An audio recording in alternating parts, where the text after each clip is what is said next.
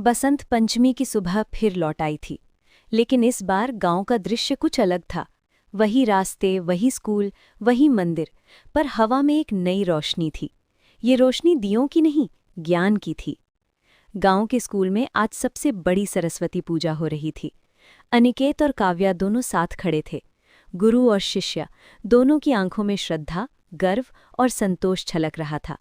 माँ सरस्वती की भव्य मूर्ति के सामने सैकड़ों किताबें सजी थी, मानो ज्ञान स्वयं पूजा का प्रसाद बन गया हो।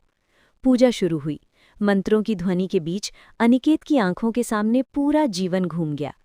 वो छोटा सा लड़का जिसके पास चढ़ाने को कुछ नहीं था, वो छात्रवृत्ति का दिन, और आज वही बच्चा ज्ञान बांटने वाला गुरु बन चुका था। उधर काव्या भी भावुक थी। उसे याद आया, दिए की रोशनी में पढ़ी गई रातें, गांव से शहर तक का सफर, और बच्चों की वे आंखें जिनमें आज सपने पल रहे थे। पूजा के बाद अनिकेत ने मंच से कहा, माँ सरस्वती की सच्ची पूजा मूर्ति के सामने सिर झुकाना नहीं, बल्कि हर बच्चे के हाथ में किताब देना है। काव्या ने माइक संभाला। उसकी आवाज़ शांत लेकिन दृढ़ थी। अगर आज मैं यहाँ खड़ी हूँ तो इसलिए क्योंकि किसी ने मुझ पर भरोसा किया।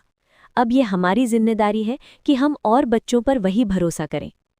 उसी दिन गांव में सरस्वती ज्ञान केंद्र की नींव रखी गई।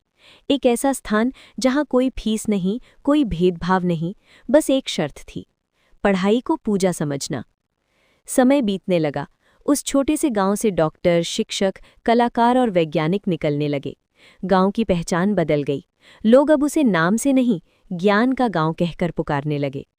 कई साल बाद एक छोटी बच्ची सरस्वती पूजा के दिन माँ के हाथ पकड़कर बोली, माँ, मैं भी बड़ी होकर दीदी काव्या जैसी बनूंगी। माँ मुस्कुराई और बोली, जरूर बनूंगी बेटा, अगर माँ सरस्वती पर विश्वास रखोगी। आखिरी दृश्य में माँ सरस्वती की मूर्ति के सामने जलता एक दीपक दिखता है। उस दीपक से कई और दिए जलते जाते हैं, एक से अनेक, ज्ञान से भविष्य, श्रद्धा से सेवा। और कहानी यहीं समाप्त नहीं होती, क्योंकि जहाँ ज्ञान बांटा जाता है, वहाँ माँ सरस्वती की कृपा हमेशा जीवित रहती है।